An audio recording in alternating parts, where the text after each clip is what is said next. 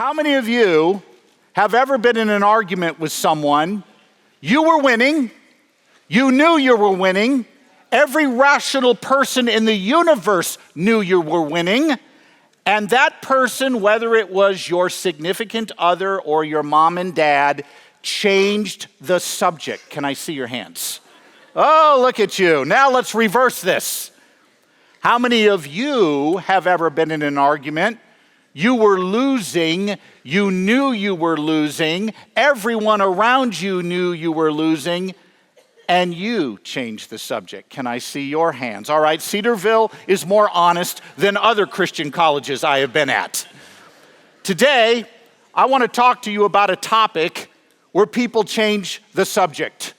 I want to talk with you about the essential pro-life Christian. Because when it comes to the issue of abortion, men and women, we are part of a culture that wants to take the main thing and make it not the main thing. That wants to change the subject away from what really counts to something else. Now, as Christians, the Bible is very clear about the main thing. In Genesis chapter 1, we are told that human beings are made in God's image, and because they are made in God's image, we have what's called intrinsic value. We are not valuable for what we do functionally. We are valuable simply because we're human beings. Genesis 1 teaches this, that because we bear the image of God, we have value. The next thing the Bible teaches is that because we bear God's image, the shedding of innocent blood is strictly forbidden. That means you're not to intentionally kill an innocent human being. Exodus 23 teaches this, Proverbs 6 teaches this, Matthew 5 teaches this. From those two premises, that all humans bear God's value and that it's wrong to shed innocent blood because they bear his value, there's only one question to ask. Are the unborn human? Because if they are human, they too are image bearers. They too should not have their blood shed any more than you should have yours shed without just cause. And yet the culture today, instead of answering the question, what is the unborn, changes the subject. And let me give you exhibit A on this. Pastor John Pavlovitz is a blogger who writes voluminously at the Huffington Post, sometimes at the New York Times and other publications. He has a message to all of you that call yourselves pro-life. In an op-ed piece entitled, "My Dear White Caucasian Pro-Life Friends, I Wish You Really Were Pro-Life," he writes the following: "I wish you really were pro-life, my friend, I really do. You'd want to do more than prevent abortions. You'd want to prevent hunger and poverty. You'd want to prevent illiteracy and child mortality and forced prostitution. You'd want to prevent racism, and you'd want your kids to have good schools, but you'd also want the poor kids to have good schools. You'd want to support single parents and the terminally ill, and you'd want people of color not to have to fear law enforcement and not be disproportionately incarcerated. You'd want fewer guns in the hands of kids and criminals and those with mental illness. You'd want a living wage for all people who work hard and universal health care for their children so they won't have to give up meals to get health care. My dear pro-life friends, I wish you really were pro-life." Can I translate for you what you just heard? Because you oppose the intentional killing of an innocent human being, you are responsible for everything that is wrong with society. Now, to see how crazy this is, imagine saying to the American Cancer Society, you have no right to call yourself a healthcare organization when you're not fighting lupus, Crohn's disease, heart disease, diabetes, and the list would go on and on. That would be a ridiculous charge, but this is precisely what's being said to pro-life Christians. Or imagine this: a Christian ministry opens an inner city daycare center so that mothers who work in the inner city can finish up their jobs in the afternoon and get home and make supper for their kids before all the kids come home. The daycare center is only open, though, from 3 to 5 school days in the afternoons. Would anybody in their right mind look at that ministry and say, well, if you really cared about kids, you'd be open 24/7? Why are you not open on weekends? Why are you only caring for inner city kids? And what about college students who might need some help? Well, that would be crazy. And yet that's precisely what's being said to the pro-life movement today. Doctors in ER rooms across the world will take drug-addicted patients off the streets, save their lives, and yet release them back onto the streets where many of them will do it again. Does anybody attack the doctor for doing the best he can to save the immediate life of the patient in front of him? Only you, as pro-lifers, get attacked this way. And what's happening in our culture, men and women, and you need to be aware of this, the very definition of what pro-life is now up for grabs. It is subtly changing from being about protection for life in the womb to becoming quality of life for those outside the womb. And if you are not aware of that subtle shift that's happening, even among some Christian circles, you will be swept away and you will not keep the main thing. And you will take on a job description that is so backbreaking, not even Superman could pull it off. I think we have a better way as Christians. As Christians, we care about a wide array of issues. Yes, we should do something about sex trafficking. Yes, we should do something about poverty. Yes, we should do something about inner city conditions that lead to crime. Yes, we should do something about refugees. But men and women, hear this. It does not follow that because my Christian ethic is wide, that the operational objectives of the pro-life movement must be wide. That would bankrupt our movement. I mean, what are pro-lifers supposed to do? Spend Monday fighting abortion, Tuesday fighting sex trafficking, Wednesday fighting drug addiction, Thursday fighting the refugee crisis, and Friday immigration control? I mean, this is insane. I got a better way for us. We're going to be essential pro-life Christians who do just 3 things. Not a million things, not a whole host of things, just a few things. And here they are. Number 1, essential pro-life Christians communicate an essential case for life. And every one of you today are going to leave chapel knowing how to do that in a minute or less. Secondly, essential pro-life Christians convey an essential gospel to those wounded by abortion. And thirdly, essential pro-life Christians make essential sacrifices where it counts the most.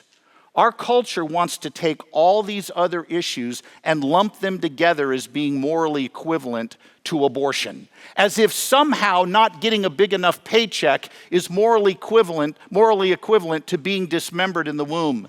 And if Mr. Pavlovitz thinks that, his moral compass is broken. We have a better way. God puts a special emphasis on the lives of the unborn because God is very clear in the Old Testament that child sacrifice is particularly egregious to him. So therefore, we're going to put our emphasis there. Let's talk about the first thing we do. Essential pro-life Christians communicate an essential case for life. When we drive home from Cedarville back to Atlanta, we're going to drive by Bowling Green, Kentucky. Now, how many of you know what car is made in Bowling Green, Kentucky? Do any of you know? Corvette. Now, interesting, my father-in-law, who's 84, he buys new Corvettes somewhat regularly. He surfs, he skis, he drives Corvettes, he rides his horse. He's a crazy guy. But you know what that man did? 2 summers ago, he gave my wife his last Corvette. I love him. We're going to drive by where they're made. Now let's suppose we all took a journey to Bowling Green, Kentucky, and we're watching the assembly of a Corvette. We're seeing where they first put the 2 plates together, and we follow the process all the way till that car rolls off the assembly line.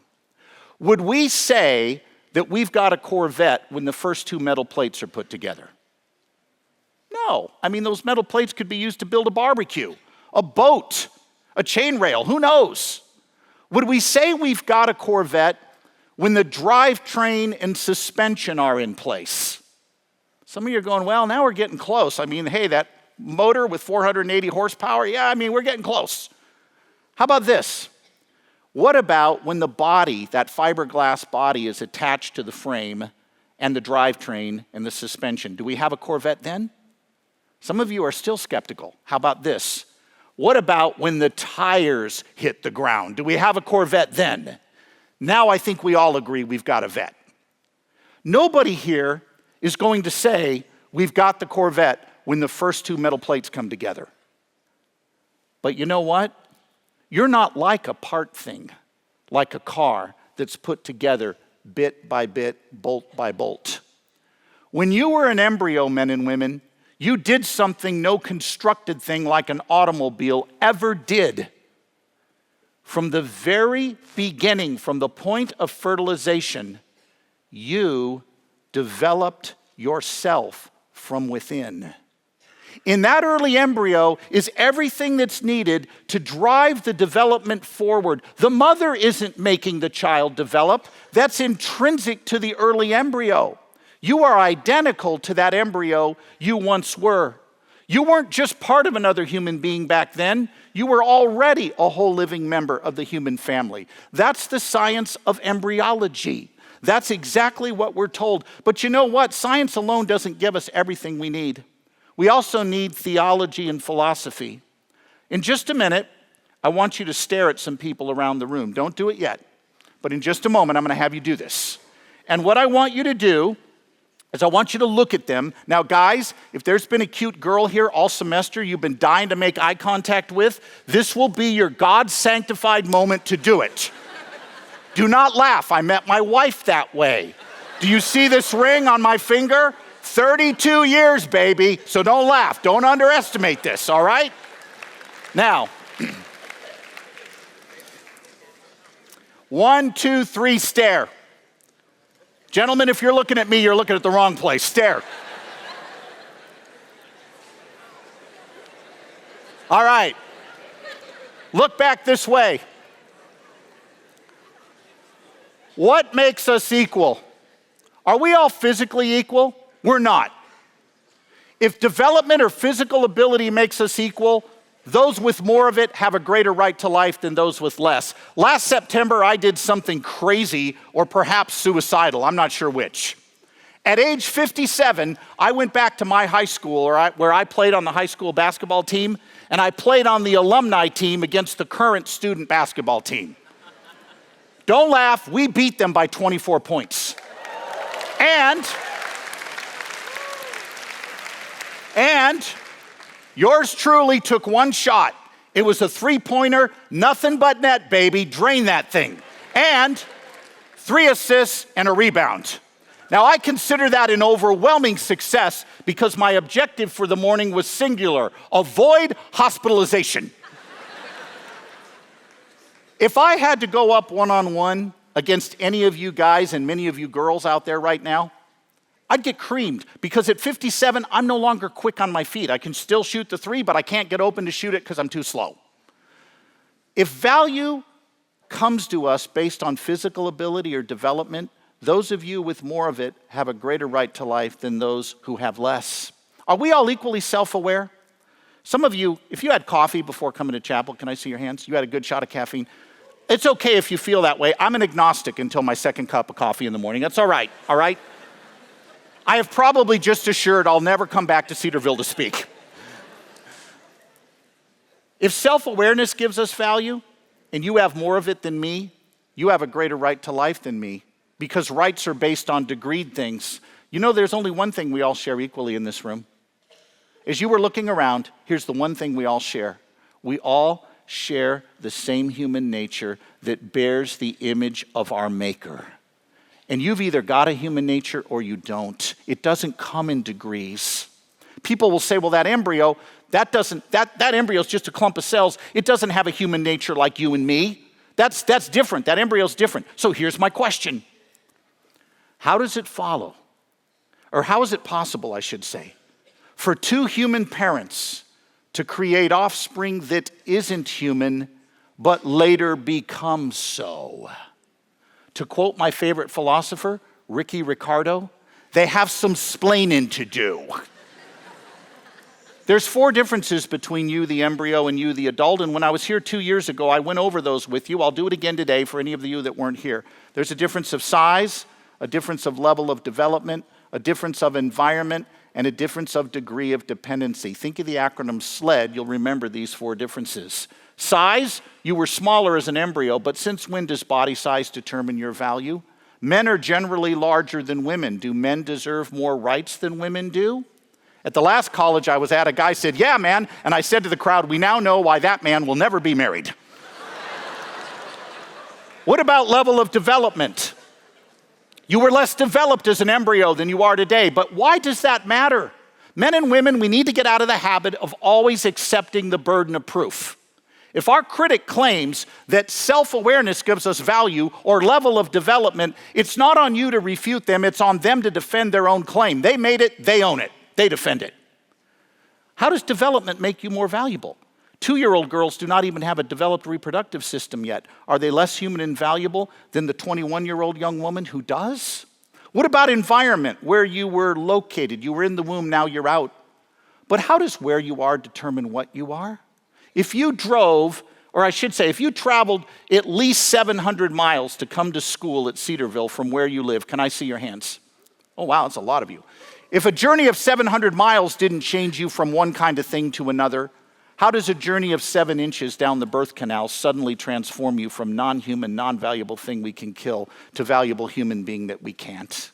And finally, degree of dependency. Sure, you depended on your mother for survival.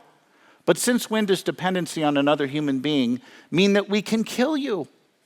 There are cases where infants are born who cannot tolerate formula. They can only tolerate their mother's milk. What would we think of a mother who said, "My body, my choice, the kid depends on me, too bad," and she lets her kid starve to death as she unplugs him? Size, level of development, environment, degree of dependency. Think of that acronym SLED, and you'll remember these 4 differences. Now, I noticed some of you, as I was going through that, you were taking notes faster than broke people at a Dave Ramsey seminar, and you were probably thinking, where on earth am I going to remember that? I have good news for you. At our that was a bad joke. At our website, prolifetraining.com, you can get that information, that SLED acronym, prolifetraining.com. But there's another problem we face, men and women. Although our case is strong, we have people who want to make abortion just one of many issues, and they treat it as a mere choice, a preference. How do we reach them? And the answer is we give them a chance to view what's actually at stake. If you saw the movie Saving Private Ryan, can I see your hands? Schindler's List, Hacksaw Ridge. By the way, I met Desmond Doss when I was 11, but that's another story. Dunkirk. With the movies I just mentioned, virtually everyone has seen graphic imagery, and you know why you saw it. Though it was disturbing to watch, it conveyed truths that words alone could never convey, and the abortion issue is no different. There are millions of our fellow citizens that will think of it as one issue among many, no different than someone not getting an adequate paycheck. And the reason they think that way, they don't know what abortion is, and they're not going to know until they see it. I'm going to put up on the screen in just a few moments a couple of slides, 3 slides. They are difficult to view. The first slide will not be difficult. It shows a child in utero. That's easy. That'll be up on the screen 7 seconds. Then there's going to come 2 more slides that are very difficult to look at. They will be on the screen for 7 seconds each. If you wish not to look at these slides, feel the freedom to look away. If you do look, here's exactly what you'll see. You will see the visual results of a dismemberment abortion, and it is troubling.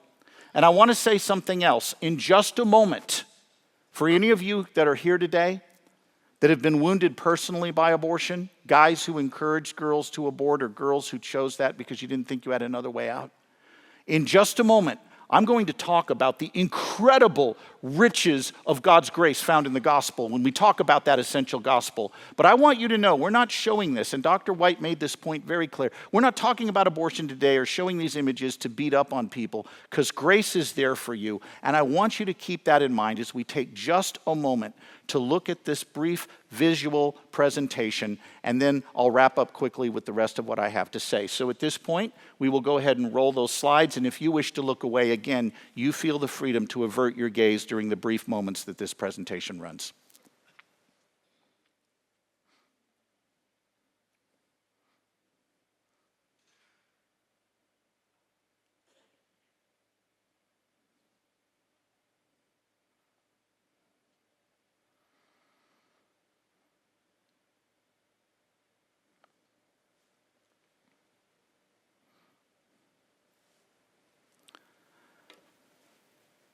At the end of World War II, there was a remarkable exchange that took place between Dwight Eisenhower, the Allied commander, and his aide, who happened to be Jewish. The Jewish aide began badgering Eisenhower, "You need to go see one of the death camps," and Eisenhower would hear none of it. He said, "I'm too busy prosecuting a war. I don't have time for this." And Eisenhower just kept putting the aide off, and the aide would not back off.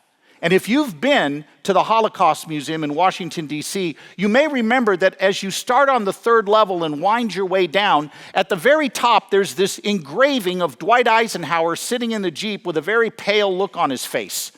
That is because finally the Jewish aide convinced him to go look at one of the camps.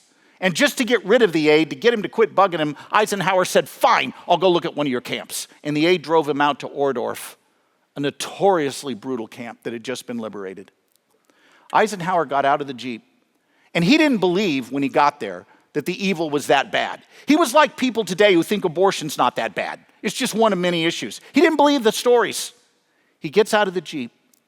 He walks in behind a couple of buildings, looks into one of the so-called dorms, comes out, ducks behind a building, and when he quit throwing up finally, he walked back to the Jewish aide, shaken, and he said, "You get every company commander on the phone with me within 50 miles of this place. I'm told the American soldier doesn't know what he's fighting for. When he sees this, he'll know what he's fighting against." If that Jewish aide had the courage to keep the main thing with a supreme Allied commander, you and I need the courage to keep the main thing with the friends and people that we're around. That's our job, men and women. There's a second thing we do. We communicate an essential gospel. Pro-life Christians communicate or convey an essential pro-life gospel. Every worldview has to answer two questions. What's wrong with us, and what's the fix? Feminist Katha Pollitt, who wrote the book Pro, Reclaiming Abortion Rights, argues that the problem with culture today is we're apologizing for abortion and we need to stop apologizing for it.